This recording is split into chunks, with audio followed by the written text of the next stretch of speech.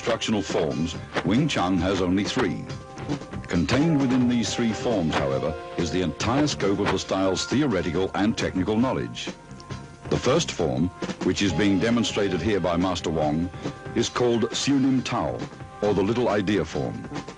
Most of these movements would seem so simple and lacking in either speed or power that a novice might well wonder what relationship, if at all, they bear to actual combat.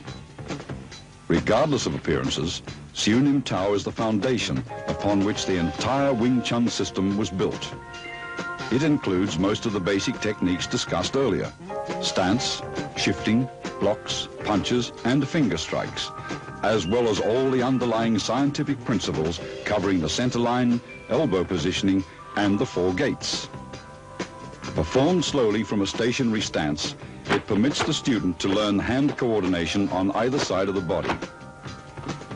Before attempting to practice this form, first study carefully and thoroughly the previous section on Wing Chun's basic theories.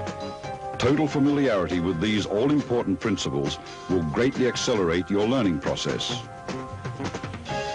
Once you feel you understand all the basic concepts, begin practicing the footwork patterns, blocks, kicks, and strikes, first separately, then in combinations until you can execute them naturally and without any conscious effort. Now you are ready to learn Siu Nim Tao. To perform Siu Nim Tao correctly, you should practice a few movements at a time over and over until you feel comfortable with each motion. Continue on to the next set of movements only when you've absorbed completely the movements of the previous set. After having learned all the movements, and in order to test your ability, try to run through the entire form in unison with Master Wong. If you succeed in accomplishing this without any hesitations or stops, proceed to the following sections on form applications. Remember, when practicing techniques with a partner, be careful not to injure him or her. Always exercise control. Once you've mastered the basic theories, basic techniques, Siu Nim Tao, and its applications, you're ready to advance to the next stage, or Chi Sao.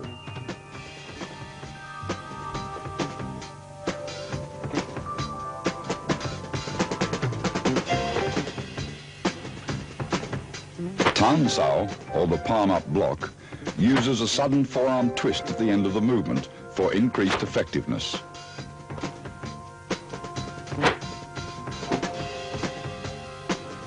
Tan Sao is combined with a simultaneous punch.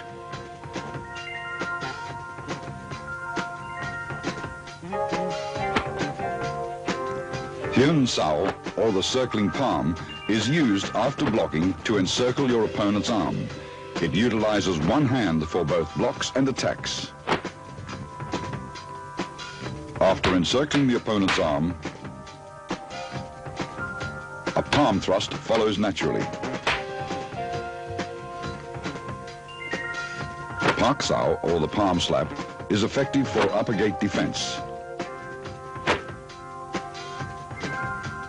It is best combined with a head slip or body dodge.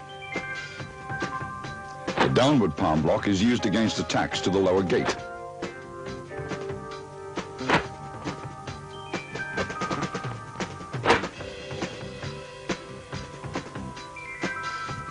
It defends against leg and knee kicks. Here, a variation of the downward palm block is used to break out of an attempted elbow lock.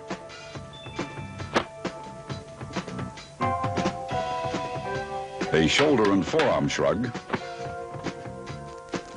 can repel an attacker.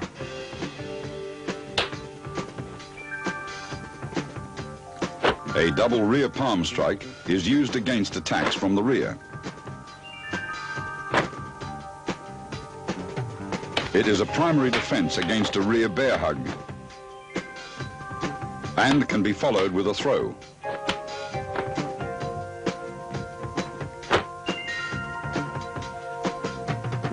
The double knife-edge chop can be adapted for practical application.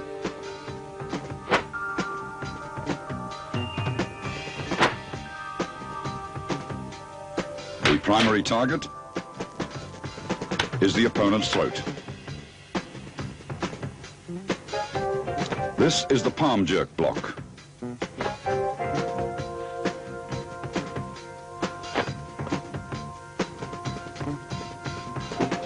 A sudden jerk effectively destroys an opponent's balance. Here, a palm jerk block is followed immediately by an eye thrust with the same hand.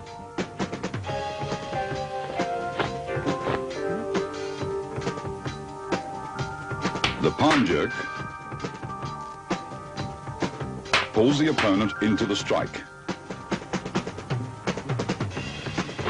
A high wrist block to low palm block demonstrates how both blocks and strikes can be done with the same arm.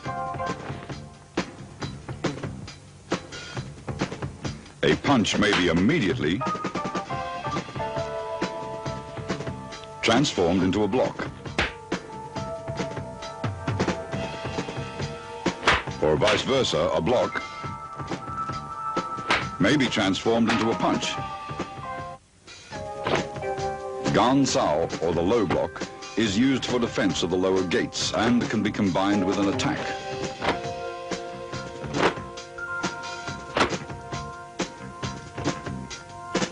Here it is used along with a knife hand strike. Bong Sao, or the wing arm block, can be followed with a double palm push.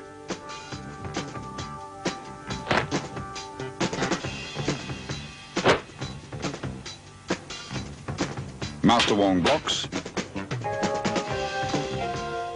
then pushes his opponent.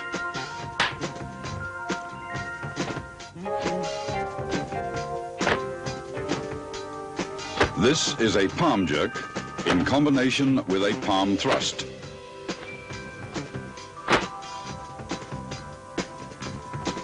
A palm thrust to the throat after a palm jerk breaks your opponent's grab. Other than being alternate finger thrusts, these movements have another meaning.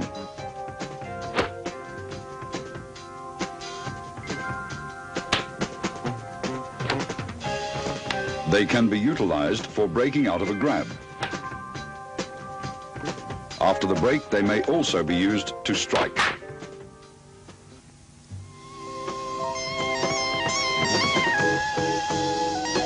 Chi Sao, or sticky hands, is a two-man exercise for developing arm coordination, so that while one hand blocks, the other attacks. It also promotes tremendous sensitivity in the arms, thereby allowing one to instinctively determine the direction of an opponent's force and develop the quick reflexes needed to direct that force with a minimum of effort.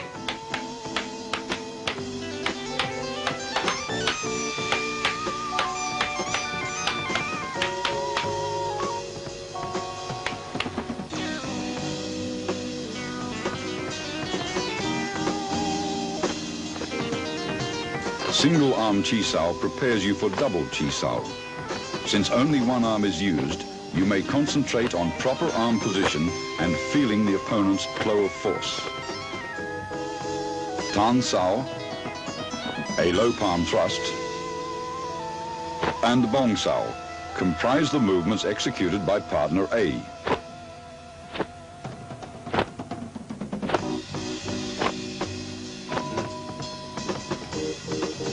Jump Sao, a straight punch,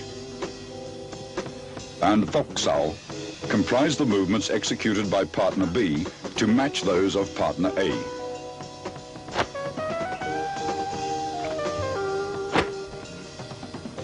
Partner B's Thok Sao rests on A's Tan Sao. Partner A's Tan Sao converts to a low palm thrust, which is blocked by B's Jum Sao.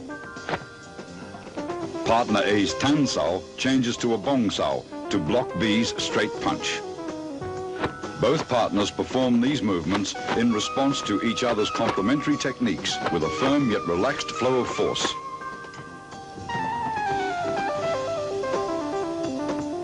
After achieving proficiency with single arm Chi Sao, begin double arm Chi Sao. The first stage is Pun Sao, or rolling hands. Both partners, A and B, perform the same arm movements. The right arm alternates between Tan Sao and Bong Sao.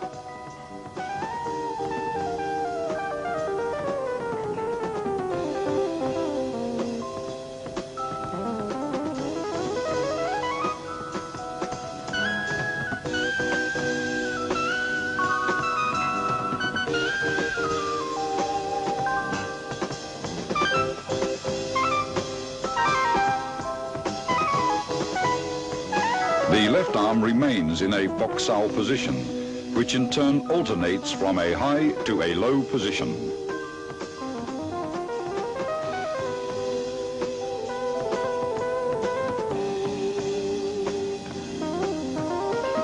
Partner B's left high Fok Sao rests on A's right Bong Sao, while A's low Fok Sao rests on B's right Tan Sao. Both left arms in Fok Sao position rest on the other's right arm, which changes from Tan Sao to Bong Sao. Both partners roll their arms up and down in unison. Avoid stiffness and rigidity, and never try to use sheer muscle force to overpower your opponent. With practice, the feeling for rapid directional changes in the forces of an opponent's attack or defense will give you a sense for when to yield, resist, defend, or strike.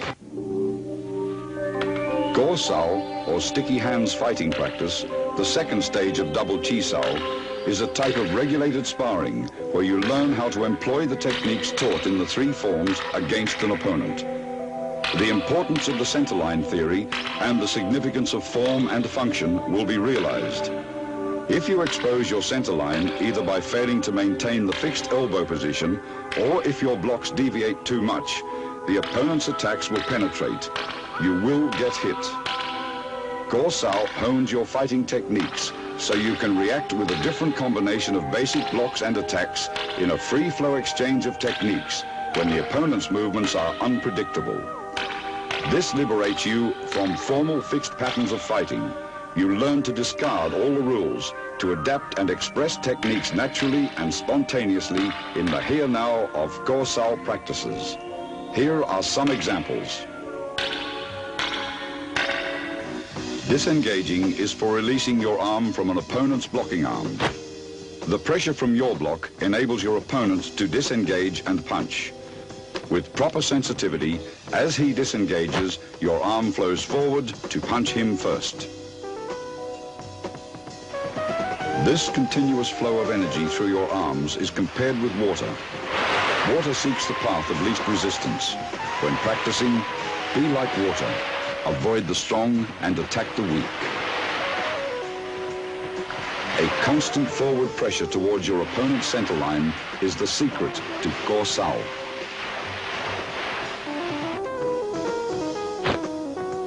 If your opponent's arms deviate too far and expose his centerline, automatically penetrate his defenses like water crashing against rocks.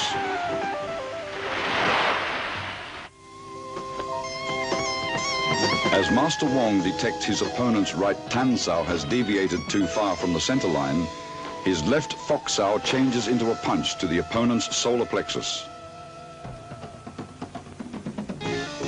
Detecting Master Wong's forward force, his opponent blocks and traps his arms.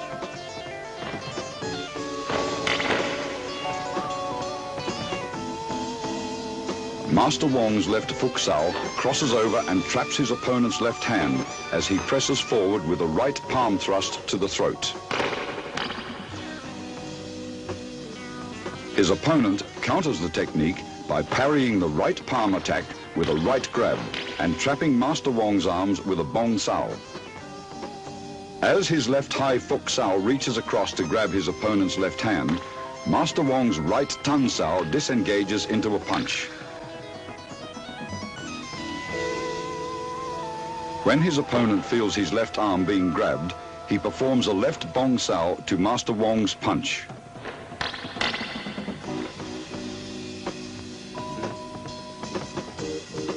Master Wong's Pak Sao blocks his opponent's left arm and he slips in with a low palm strike. The opponent employs body shifting by pivoting to the right and dissolves Wong's forward rush as soon as he feels Wong's body advancing.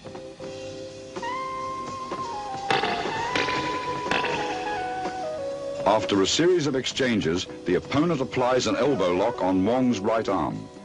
Instead of resisting, Wong flows with the direction of force, crashing into his opponent with his shoulder. As the opponent senses Master Wong's body pressing forward, he releases his left arm and employs Bong Sao to dissolve the force. Wong's right Bong Sao grabs his opponent's right Tan Sao, pulling him forward, and locking the opponent's left hand, he executes a left punch. Feeling himself being pulled forward, the opponent employs body shifting to divert Master Wong's forward surge of force. Then, his right Pak Sao pins Wong's left arm.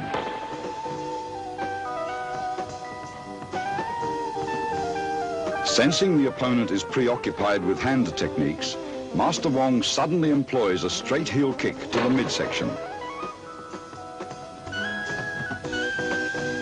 The opponent, alert to both hand and foot attacks, detects Master Wong's kick, sidesteps and delivers an upward palm thrust to the throat. After long practice, you will grasp the meaning of a verse on Chi Sao that states, "Receive what comes, follow what goes, attack when the hand disengages." The zenith of Chi Sao is attained when your sense of touch and reflexes are so keen that you can react effectively, even blindfolded.